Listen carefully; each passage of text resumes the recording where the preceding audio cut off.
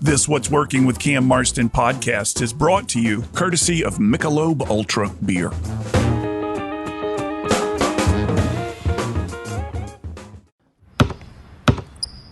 They say consistency is the key to success. They weren't wrong. So how about grabbing a beer that's consistently smooth, consistently refreshing, and consistently light? You might just find that the road to success can be pretty enjoyable. Michelob Ultra, the perfect balance of taste and refreshment, and only 2.6 carbs and 95 calories. It's only worth it if you enjoy it. Enjoy responsibly. Anheuser-Busch Michelob Ultra Light Beer, St. Louis, Missouri.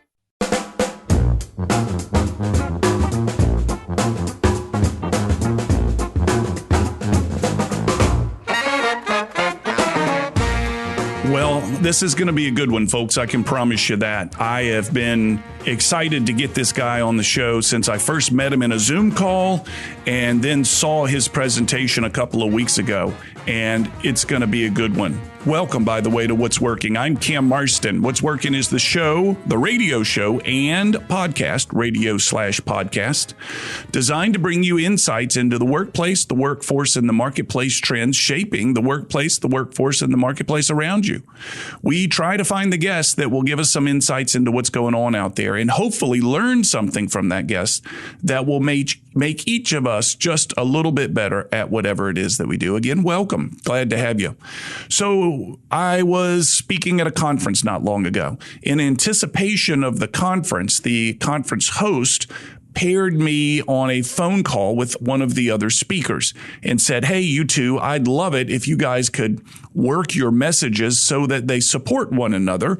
And in order to make that happen, it was important that you meet in advance of the conference. So I've done these types of things before, trying to pair my message well with another speakers. And oftentimes I find that these other speakers are very territorial and they seem very competitive, almost combative. I don't want to give this guy my content. I want to make sure I get better remarks than he does. I want to make sure my reviews are better than he does.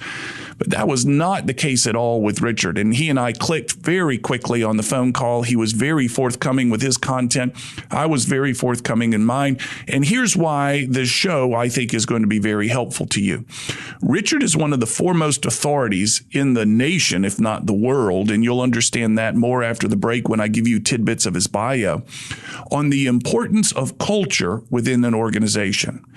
And when I heard him in the Zoom call, and then I saw him deliver his content, and then he, in fact, shared his slides in advance of the presentation, I thought, wow, this is a gold mine of content, and I can see why he's as busy as he is, and I'm going to learn as much as the audience does in that audience as I watch his presentation. Culture is something that continues to come up in my conversations around the workplace, much more so today than it did prior to COVID. Something happened during that 2.5, 3 years of COVID times that somehow either accelerated the importance of culture or made it more on the forefront of the mind of business people. I don't know what happened, but it's in my face much more than it's ever been before. And the companies that I'm working with, just like this one that hired Richard and me, are beginning to realize that this culture stuff matters. And I've said this on this show a number of times. Prior to the pandemic, I would have said, yeah, culture is one of the 3-4 most important things about a company. Post-pandemic, I'm in the camp of Richard. It's number one. And I'm unsure what's gotten it that far forward so quickly. However, what I do know is that many people don't know how to create it. They don't know how to maintain it once they've created it. They can feel it in other organizations when they visit, or if they've come from other organizations, or they go to other organizations, but they can't quite figure out how to create it. And we're going to work with Richard today to understand what a powerful workplace, workforce, company culture is, how it's created, how it's maintained, And most importantly, what are the simple things you and I can do to develop it, whether we own the company, run the company, whatever, or we manage a small team or a large team? What are the things that we can do to make culture very, very important? This is going to be good. I've seen Richard Jolly deliver his content, and I can assure you this is going to be a learning episode of what's working. So stick around for that. By the way, there has recently been a surge of interest in my book, and I haven't mentioned it on the show for a while. It's called What Works. It's the top 10 ideas from the first 200 episodes. Not the top 10 episodes, the top 10 ideas. I gather the ideas, organize them in the book, and it might be a chapter which features 2 or 3 guests of what's working who all have something similar to say, and organize the ideas that way. I think you'll find it very good. You can find it on my website or on Amazon. Again, it's called What Works. When we come back from break, I'll have Richard Jolly on the line. You're listening to What's Working. Be prepared for a good one, folks.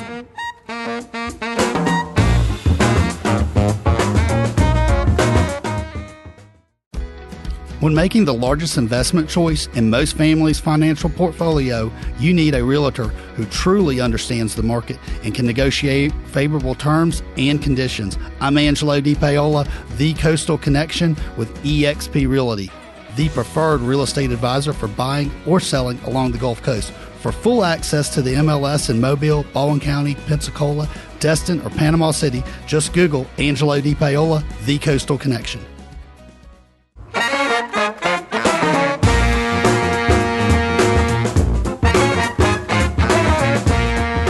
On the line with me is Richard Jolly. As I said in the opening comments, he and I met at a conference not long ago. I saw his content. He was very generous to share his content. We got on a Zoom call to discuss our content. We clicked, and I thought, gosh, I hope he'll be willing to get on the show. And here he is right now, calling in from a hotel room in Chicago. Richard, thank you so much for your time. Welcome to What's Working. Thank you, Cam. It was, as you say, it was a pleasure connecting with you. I think our views and probably personalities are fairly aligned. So on many things. So it's a real pleasure being with you today. Let me tell you where we're not aligned as I read your bio here, because I don't have any of these claims. Richard is an associate clinical professor of management and organizations at the Kellogg School of Business. He teaches power in organizations and leadership in organizations, as well as leading a GIM trip to the UK and France on the theme of leadership and organizational change, as well as teaching on a number of executive education programs. He's advising on the redesign of the executive development program and the executive leadership program. Richard, in that paragraph of 2 or 3 sentences there are more multisyllabic words than I would say in an entire week, and you dash these things off with regularity. So, delighted to have you. Like I said, your program was very compelling. The focus of your program and the comments that I tried to build to parallel it the next day were around workplace, workforce, company culture. Let's enter this conversation by defining what that is. Well, culture, I mean, the simplest way of defining what culture is culture is the way we do things around here. It's the norms of behavior. It's the patterns of behavior. And, somebody put it very well. And I think it's very true, which is you can understand a company's culture by basically sitting in reception of the head office for 15 minutes. So it's how people behave. And what it's not is what people say, for example, in strategy. And I think there's a really critical point here, because I remember I was in a grocery store about 10 years ago, and there was a mother there with 2 young children. And the children, if you've ever taken 2 young children around a grocery store, you'll know that is a stressful experience. And these kids were clearly getting bored. And so the son punched his sister, and she burst into tears. And the mother went over to her young son, and she hit him vigorously on each syllable when she said, don't hit your sister. And for me, that was a moment. It was just a moment of utter lucidity when I thought, oh my God, because the words were crystal clear, but having zero impact on his behavior. Because the point about culture, it's about what are the behaviors being role modeled from the leaders. And I would argue that this whole thing about the context we create around us is, especially today, more so than probably ever before, is an absolutely critical thing for senior managers to focus on. In fact, I'd take it a stage further. I would argue that in the past, in previous decades, the great companies, the ones who had great strategy or great IP, you had a great patent, great software, great whatever, great idea, great product or service, Yep. Or you just had a really good strategy. And the problem today is the companies that fail typically fail with the right strategy. They just can't get it to happen. And so I would argue that strategy is, from an academic point of view, is becoming pretty much sort of not irrelevant, but it's not what differentiates the great companies from the other companies. Because any company today of certain size can bring in the strategy consultants to do their mutually exclusive and collectively exhaustive analysis, so they call it MISI, and to give you the right strategy. But you look at example after example of companies where they had the right strategy, but it's the ability to get to execute the strategy that really differentiates success or failure today.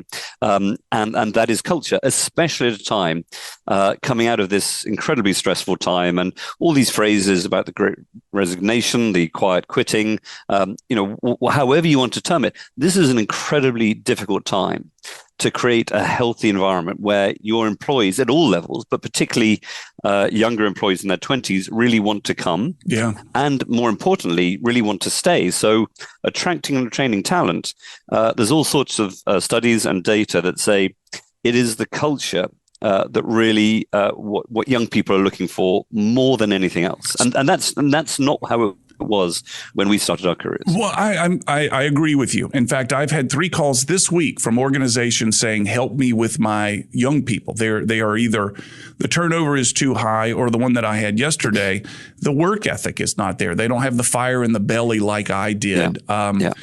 Is culture the fix? And I also want to follow that question with another, and that is, why do I seem to be hearing more culture conversations post-pandemic than pre-pandemic? Do you have any theories on that? So first, is the culture the fix to the work ethic complaints I hear? A simple answer is yes. And I'll explain a few reasons why. Let's focus on young people. Now, people talk about millennials and Gen Zs and all these things. I just talk about people in their 20s because I think we're slightly between generations right now. Yes. It doesn't, these labels don't work very well. Let's just talk about people in their 20s. One recent study found two absolutely critical points, which I think are new. The first one is people in their 20s assume that they won't stay with the same organization for more than 3 years at any point in their career. At any point? At any point in their career. Okay. I assumed it was as they enter the workplace, they're going to not stay 3 years in their first couple of jobs. But now you're talking at any point. That's big. Yeah, and there's some colleagues of mine. I was a professor at London Business School for over 20 years, and 2 of my colleagues there wrote a wonderful book recently called The 100-Year Life. And given all the data we see, children born today, over half of them will live to be 100 years old. So simply from a financial pensions point of view, we're not going to be retiring at 60 or 65.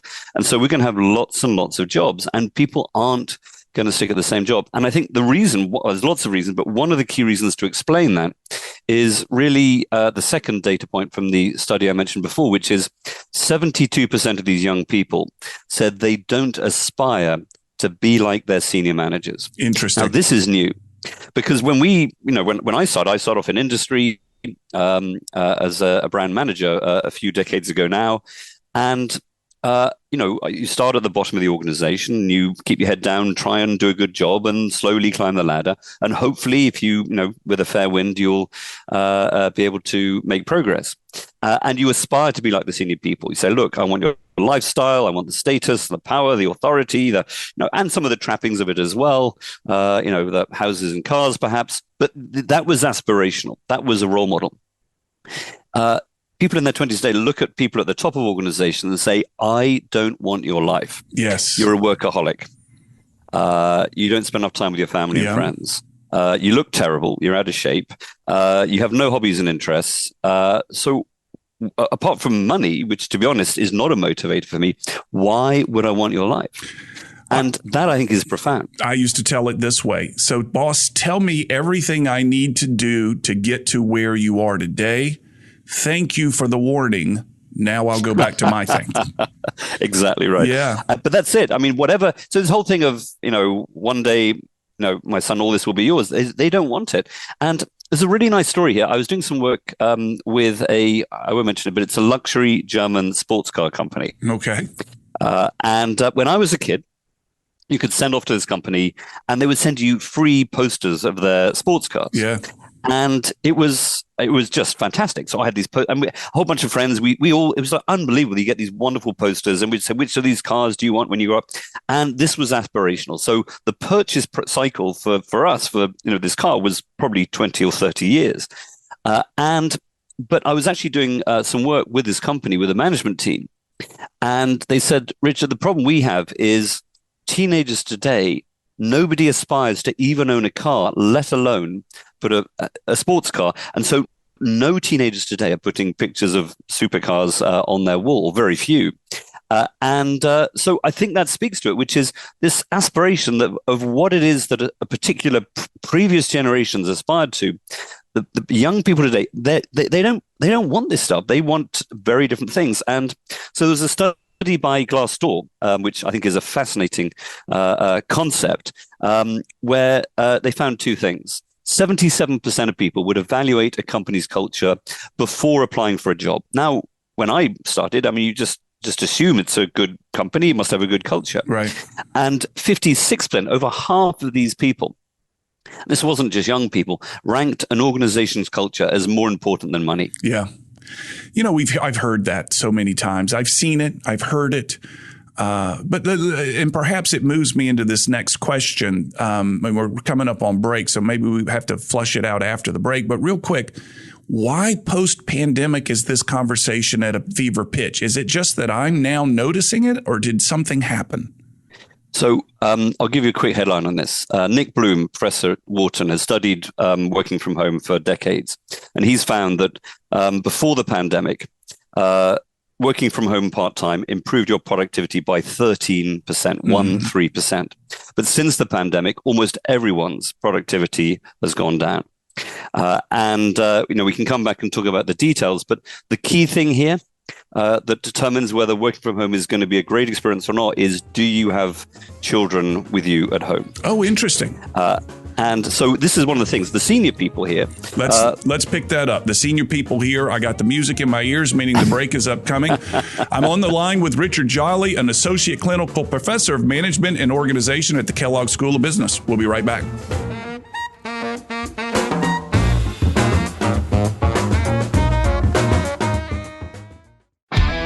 I'm Paul Lewis, General Manager of Roy Lewis Construction. Many of our commercial buildings you drive by daily on both sides of the bay are the fruits of our client relationship since our beginning in the early 80s. It is our mission to bring value to our clients, from retrofits to ground-up construction and everything in between. We have more advocates than any of our competitors who have been in business twice as long. Same with repeat business, same with referrals. Find us online at roylewisconstruction.com and let's talk about your next commercial project. Customer service never goes out of style. In fact, I think it's safe to say that customer service is more valuable and more important now more than ever. Hi, this is Cam Marston. One thing that my over 200 episodes of What's Working has taught me is how important customer service is to building and maintaining a thriving business. It's the growing need for customer service that's led me to partner with one of the state's leading customer service trainers to create our program called Delivering 5-Star Customer Service. Your team will get one 90-minute training session per month for 6 consecutive months. Each session builds on the skills learned the previous month, allowing your customer-facing teams to practice before moving on to the next lesson.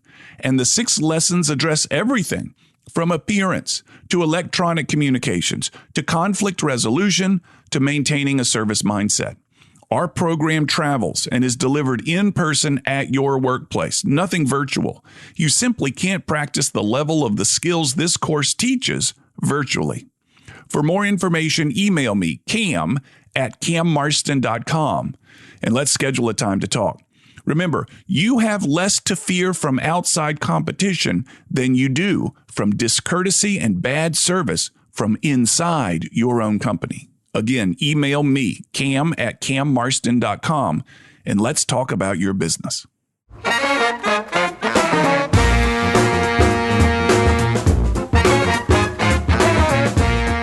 Richard and I, we're getting into some chewy stuff. We'll get right back into it. You're listening to What's Working. I'm Cam Marston. Richard Jolly's on the line with me. I'll give you a little bit more of his bio. He's been a director of the consulting firm Stokes and Jolly with offices in the UK, now in the US. He coaches senior managers, facilitates senior group processes, delivers keynote addresses, runs senior development programs, and works on a diverse set of consulting assignments. Clients are located in a broad range of geographies and industries, and he's lectured and consulted with leading companies in 41 countries. I'd be hard-pressed to list 41, though there are many more. Richard, prior to the break, one of the things that determines productivity from work from home, if I recall what you said, in fact, the single thing that determines productivity from work from home is, are there children there, correct? Yeah, exactly right. So this is the thing is, there are some people who had great pandemic. They're senior executives. They've got they're subject matter experts. They've got great client or customer relationships. They're very well established, and life is good. Kids have left home, and so they've been able to, over a weekend, they basically set up their home office with some help and had a pretty good time. So, if I give you an example, I was doing some work for a US-based law firm, and I was interviewing a range of people at the three different levels, a trainee, associate, and partner. Mm-hmm. And one of the partners said, Richard, I had a great pandemic. I've never been busier, doing really interesting work, wonderful pipeline of matters, as they call them. I've even managed to get some chores done around the house. It's been great. So if you're senior, it's great. But then I spoke to one of the associates, a mid-level lawyer, and she said, this is hell. So I'm working from home. The kids, either whether they're at school or not at school, and obviously during the pandemic, that was particularly challenging. It's just driving me crazy. And she said, I'm about to hand in my notice. I just can't do this. Yeah. Anymore, because the demands of my working life are just incompatible here. So I think one of the things about the pandemic is that it put all of us under more pressure. And one study found that during and since the pandemic, we spend on average 57 minutes longer at our desk. So we're working harder, longer hours, but we're less productive. Yeah. Because, on the average Zoom call, at any one time, 30% of people are multitasking, a study found. I think that's on the low side, to be honest. Mm-hmm. I think right now, people listening to this session, some people will be multitasking as they do this. And, all the research on multitasking is people say, look, I'm good at multitasking, but it's very, very clear that you're not. Anyone who thinks they're good at multitasking is typically doing lots of things slowly and badly at the same time. Yes, I've heard the same. I've seen the same study. Multitasking is doing lots of things poorly at the same time. Yeah. So tie pandemic workplace experience into culture. Let's bring these two together. Yeah. So given that I think the two universal symptoms of the pandemic are, number one, brain fog, which is what we've been talking about, which is the ability to focus your time and energy on the critical things is now almost impossible. There's a wonderful phrase that originates in Florida. They say, when you're fighting off the alligators, it's hard to remember you were trying to drain the swamp. Mm-hmm. And I think, there's 57 minutes longer at our desk, all these Zoom virtual meetings and all this digital interaction. Now the alligators have been breeding and we're just overwhelmed by alligators. So that ability to focus. The second one is fatigue. And I think both of them, but particularly the second one, relate to culture because, right now, I think very few people, if you say to them, are you loving your working life? Very few people would say yes. Now, particularly if you're early or mid-career, because hybrid working is something that is much more emotionally, psychologically, and physically demanding than in person for almost everyone. Even for introverted people, there's some data to say even introverts are finding this new working life very challenging. And so I think the challenge for senior managers is, today, if you are a senior manager, you have a responsibility to create a healthy environment where people feel a few things. Number one, they feel a sense that I feel I'm valued here. I can do work that is adding value. I understand where the organization is going, and the work I'm doing is going to help us get there. Mm-hmm. Secondly, that they feel they have a development plan. And this is the classic thing. Any senior manager who manages people in their 20s has had this conversation where you have a new employee, and within weeks they're saying, what's my development plan? Right. Now, 30 years ago, it was sit there, shut up, and do what you're told. Right. You didn't say that, but that was the implicit development plan, which is, we'll tell you when, anything's going to change. But people are being much more demanding. And so because they look at these large organizations in particular, but pretty much any organization. And the reason they don't want to spend more than 3 years there is they know that their mojo, if I can use a semi-academic term, is going to get depleted by working there. Mm. It's going to just drain their energy. The hybrid working, the fact that most senior managers are terrible communicators. One study found that 95% of employees are either unaware of or do not understand the organization strategy. Mm. One of the biggest shifts that is an ongoing shift, this is not how to cope in a pandemic. I think that if you're a senior executive, you have to spend more time now communicating with your employees than ever before. You've got to focus on what is the environment we're creating. You've got to listen to people. You've got to explain to them, this is who we are in terms of our values, our culture, our identity, and this is where we're going, which is the key strategic choices that are going to really drive our future success, that are going to help us, drain the swamp, to use that metaphor I used a bit earlier. And I think you've got to create that environment. And so it means that the role of senior management has fundamentally shifted. Now you can't just get away with being senior, a subject matter expert. You've got to be good at interacting with people. And that's a big shift. And that's, it's interesting that you're putting really clear terms and descriptions to what I've seen and heard through this show. The people that I've interviewed that aren't having recruiting, retention, turnover problems, et cetera, have said much of what you've said, but through different terms, and said, I've just kind of figured this out. And I'll give you an example. And this is one of the things that I told the audience that we shared after you had gone, is that the workplaces that I find that are thriving, the senior management is no longer saying, follow me. They're no longer saying, I've got the plan, follow me. They're turning to their team and saying, here's the plan. Here's the vision. Let's all agree that we would like to see this happen for ourselves. Now, team, how can I support you to get to that plan? How can I support you to get to the vision? What do you need from me? In fact, tell me what I need to do.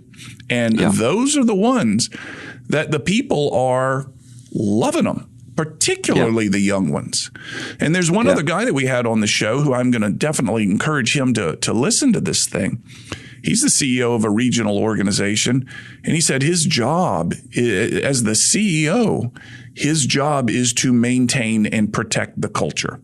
And it's a lot of travel and a lot of eye contact and a lot of telling the story of the organization. It's not follow me. And there is a bristle that I get in when I'm doing my workshops or giving my presentations, because there's senior people in the room who are saying, man, I've paid my dues. It's my turn for people to work for me. I'm now at the top of the totem pole. I'm at the top of the pyramid. It's now turn for them to support me like I supported the senior people when I was their age. And when I tell them, and I don't think that model's going to work anymore, you can just see the expression change, their body language change, and they resist that message tremendously. Yeah, I think I absolutely agree, Cam. I think we're at a tipping point here. I think the tectonic plates of what it means to be an effective leader are fundamentally shifting. And I think the pandemic has just accelerated that process. Because exactly as you say, I think this whole thing of now finally I've made it to the executive suite and now I'm in charge. Yeah. So now I get to tell people what to do. And the thing is, when you're senior, you're managing people where you've been around longer, you've got more experience than them, and they come to you. And it's so easy to go, look, I've done this 100 times. I know what the answer is. Just do what I tell you to do. And it's the classic command and control style of management. There was an Italian firm I did a consulting project with about 18 years ago, and they had this CEO who was revered within the business, a real expert in their manufacturing area. And but it was not making much money. And so we came in as a bunch of consultants, and I interviewed all the directors, and they said, we'd love to get involved in setting the strategy, because every month he would write the strategy and give them the strategy with their objectives. And so we'd love to get involved in setting the strategy. And so he said, okay, that's fine. So we wrote the strategy, and then we had a 2-hour Q&A where he could answer their questions. And he got increasingly irritated with their stupid questions, because from his point of view, look, I know more than you do, so just do what I tell you to do. And to date, that style just doesn't work. Leadership, it's not about command and control. It's about creating this context where people understand who we are and where we're going. And then they go, okay, well, I can do stuff here. And that is helpful. Because if they're only going to be there for 3 or 4 years, they've got to land running. They've got to be able to add value. Now, hopefully, you can create a healthy environment where they'll stay for longer.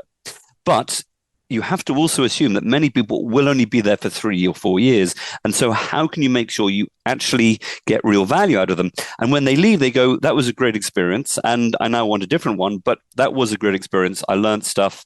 And, when they write it up on glassdoor.com, they're, giving it a thumbs up, rather than, as obviously is the case with most organizations, a thumbs down. Let me tell you what we got to get to in the next section, Richard, as the music is coming up. Hurry culture, reciprocity, anti-fragile. We got a lot of work to do. I'm on with Richard Jolly. We'll be right back.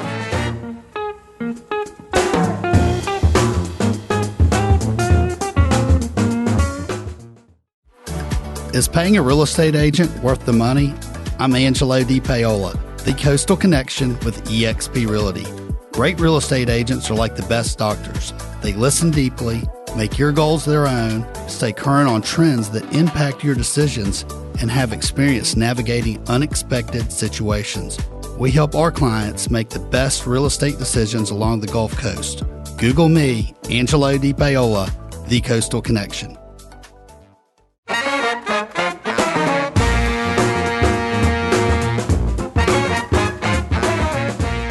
Picking and choosing from Richard Jolly's bio here, give you a little bit of a sense of more of things that he's done.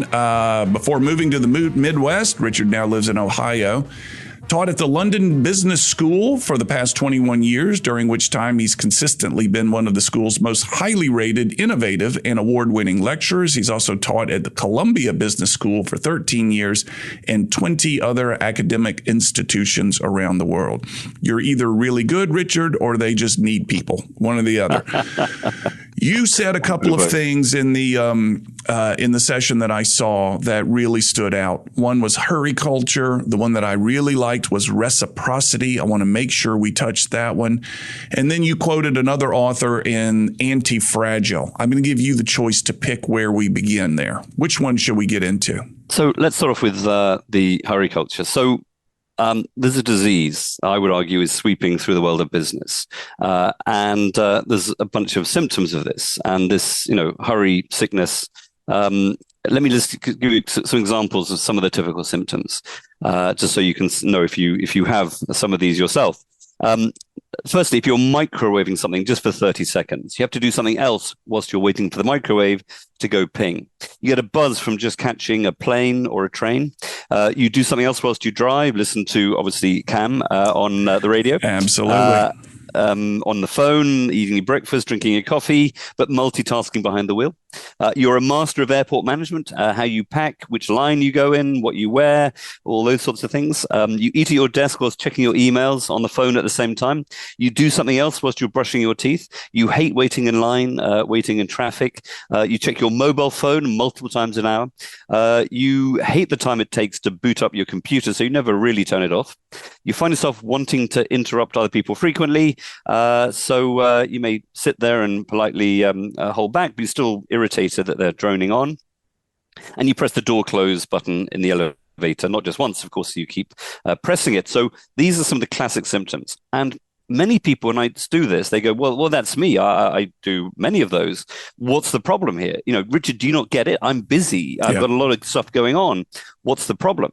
And I think that for me is very worrying, is we just think that that's the way we should live, because, we as a generation, so your listeners here, I would argue there's a generation of executives here where we think this is the way we should work. But our parents' generation, they look at us and think we're crazy. Put your phone away, it's dinner time. Yeah. Why have you got your laptop out? It's the weekend. Why? What are you doing here? You're just constantly working. Now, I'm on an aeroplane somewhere pretty much every week. On the aeroplane, you've now got Wi-Fi. And for me, that was the last refuge from just being busy the whole time. Yes. And the key thing for me is we're losing a fundamental ability. And it really worries me. And it's the ability to stop, to stand back and really think. And that, I think, is really crucial. If we're going to focus our time and energy on the things that really matter, we've got to be able to make sure that in every moment we're spending time on the right things. Now, again, we could talk about this for longer, but the two challenges I talk to people about most frequently are how effective are your meetings? Almost everyone says meetings in our organization are a disaster. They're just inefficient and ineffective, and everyone hates them. We walk out of the meeting saying that was a terrible meeting. Let's do it again next week. Right. And it's just a crazy thing to do. And then, of course, we've got digital communication, emails, and all the digital media platforms. And again, almost everyone says these are just so inefficient. So hurry sickness, that ability to really focus our time and energy, that's the sort of the first point. I think that really leads to the second point, because if we're actually managing our time more efficiently, that allows us to spend more time listening, asking questions, building the culture, which is obviously the key theme we've been talking about here. And the key element within that is something that's important, which is this concept of reciprocity. Now, for me, reciprocity is incredibly profound. It's something I try and live by. Now, given my academic work and my consulting work, I meet thousands of executives every year. And I'm privileged enough that some of these people connect on LinkedIn or whatever and say, hey, can we stay in touch? And whenever someone says, Richard, can I get your advice? I'll always say yes. Now, I'm pretty busy already, as you described, but I'll always say yes, because I have a belief that in life, you reap what you sow. If you unconditionally, and that's the key word, unconditionally go out of your way to be helpful to other people, that builds goodwill. It builds what we call social capital. Yeah. And of all the things we've studied around influence, the most powerful way of being more influential in your career is every time you meet somebody, figure out, is there anyone or anything I know that could be helpful to you? And if you do that, it's what we call being a super connector. You'll say, hey, hang on a minute. There's somebody here you should know. Or hang on a minute, there's an article, even just an article. I read this article. I'll share it with you. I thought you might find it interesting. But figuring out what matters to them, where there's absolutely no benefit to you whatsoever. And some people do this instinctively. Every time they meet somebody, they're thinking, what are your key interests? Is there anyone or anything I know that could be helpful to you? If you do that systematically, then you will have a very successful career, because that is the most powerful way of building social capital, because it lasts forever. Somebody, so I, with my consulting work, most of my clients, people say, hey, Richard, remember me? You helped me 10 years ago when I was, when after our MBA class or something, and it was really helpful. And now I need your help. And that's the thing, is I'm not doing it in an instrumental way to get consulting work, but there's a fundamental belief and what we call an orientation there about, if you use the power of reciprocity unconditionally, then you will be more successful. But most people say, Richard, I would do this, but I haven't got the time. Yeah.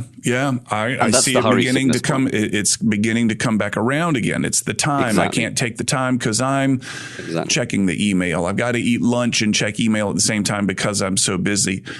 But it's these moments where we can truly focus in on the person to whom we're talking and really search our own memory banks, our own Rolodex, if you will, to say, exactly, how can I help this individual? And I'm going to go ahead and take a leap of faith here and say, when the leadership within an organization can begin to carry that attitude with employees, with new hires, with potential new hires, they begin then to sow the seeds of the culture that we're talking about here. Exactly. So I'll give you an example. So I'm writing a case study at the moment about a CEO of a $4 billion internet security company based in the US. And it's an executive I've known for many years. He was based in the UK, and I used him as a guest. He came as a guest speaker when I was at London Business School, and now he comes into Kellogg. And he's one of the most inspirational leaders I've come across. During the pandemic, this is a large company employing 1,000 employees. He went to all the employees and said, look, this is a difficult time for all of us. Go home, look after your family, look after the people, look after yourself first. We'll be fine. The company will make it through this. Mm-hmm. Your first responsibility is yourself and your loved ones. So put them first. And it wasn't, once you've got the company, then if you have any time left over, it was genuinely and sincerely saying you and your family, that's your top priority. And it should be. Mm-hmm. That is a leap of faith. I mean, because as a CEO, this is not some small company of, 6 people. This is a $4 billion company. And when the global CEO says, you put yourself first, it's a perfect example of how we create this healthy concept of a culture by really, saying you focus on what matters to you. And to have that faith, that trust in people, that if you trust them to do what they think is right, then they will reciprocate, is something that, to be honest, a lot of senior managers go, yeah, but Richard, but what if they didn't? What if they, take advantage of my, generous offer? And that's the point, is one way or the other, your attitude to your employees is creating a self-fulfilling prophecy. If you think they're stupid, lazy, incompetent, and out to get, to sue you and do what they can to take advantage and do this quiet quitting, you will be right. If you think they're actually smart, capable people who really want to do their best, you're also probably going to be right. You are a scientist. You're a business scientist, let's say. You quote all kinds of studies and research, but in this short chat we've had here just in the past couple of minutes, you've cited unmeasurable things, perhaps. I truly believe that you reap what you sow, that you'll get what you think out of people. These are, and I hesitate to use this word, these are nearly spiritual things. Can you comment on that? Certainly they're philosophical things, I would say. Perhaps a better word. Absolutely. And spiritual, obviously spiritual can mean lots of different things, but certainly I would say these are philosophical concepts rather than simply, social psychology concepts. So absolutely. But I think for me, philosophy, I've always been fascinated by philosophy because here you've got some of the smartest minds looking at the big questions about who are we? What does success look like? And even, how do we build relationships? What does a good relationship look like? And, I think those sorts of questions, I think, looking east and west, there's a lot of really smart people who've been thinking about very profound things for thousands of years. This philosophy of reciprocity, can a leader who doesn't live that way, who's not lived that way, pick that up? Do you think is it born or is it taught? Oh, gosh, the music's coming up. Here's what we're going to do, Richard. I'm going to extend you into section 5 of the show. We don't normally do this unless we've got really, really good content. Will you hang on in there, Richard, and give me about 3 more minutes? Sure. All right. We'll be right back. I'm on the line with Richard Jolly. It's so good, folks. It's so good. And I know you're loving it, too. Be right back.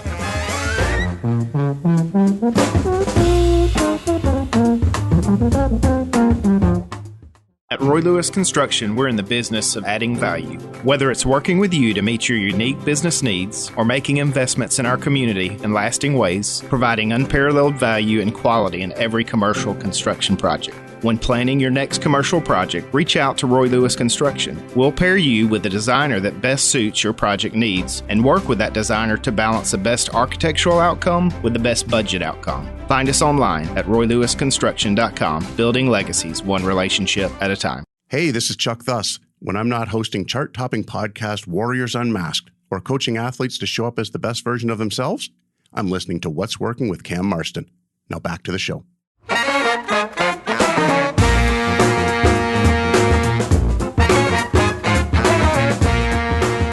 Richard Jolly's on with me. We're going to pick it right up where we left off. Richard, can this philosophy of reciprocity be taught to somebody who may not have, lived this way prior?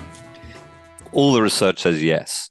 There's a colleague of mine at LBS, Herminia Ibarra, who wrote a book which was the title is Act Like a Leader, Think Like a Leader. And the whole point of that is if you actually focus on the behavior, then it becomes a pattern. It becomes a habit.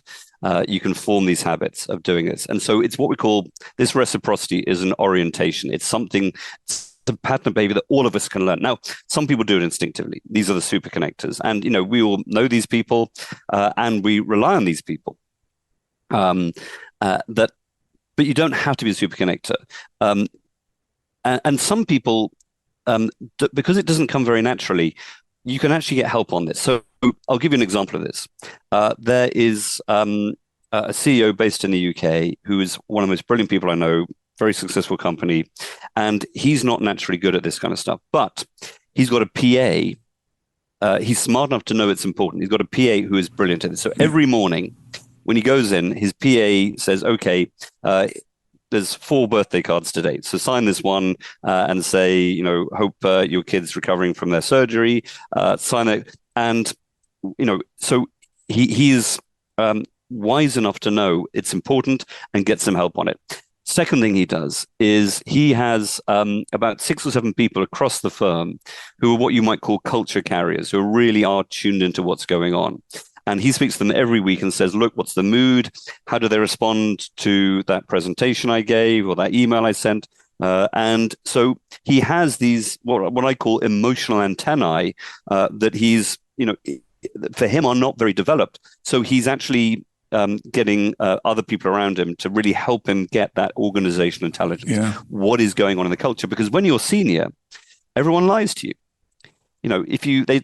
How are things going in China? Great. How are things going in Latin America? Great. Of course. Or even if it's not going great, well, we had some problems, but now we've got a plan to sort it out. And when you say, how am I doing? That's when they really lie to you. They double down on the lies.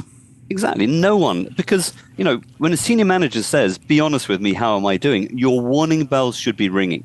Yeah. Because that could be a career limiting move to misunderstand. CLM, yeah. Exactly. So be careful. Richard, we're coming to the end, and I need to give. I need to step off here. We gotta close down the show real quick. How can people find you? What do you got out there? How can somebody who says, I need to find this dude? How do they find you? Richard Jolly on LinkedIn.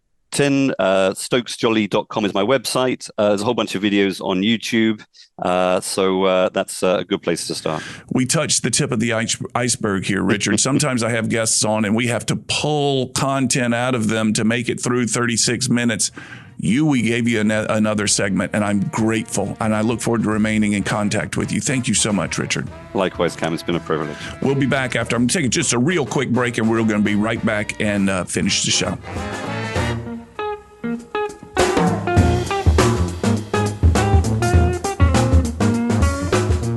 Wow.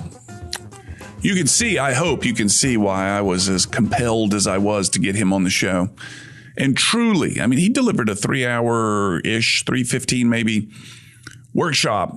And I took 4 pages of notes, and we've touched maybe page 1s.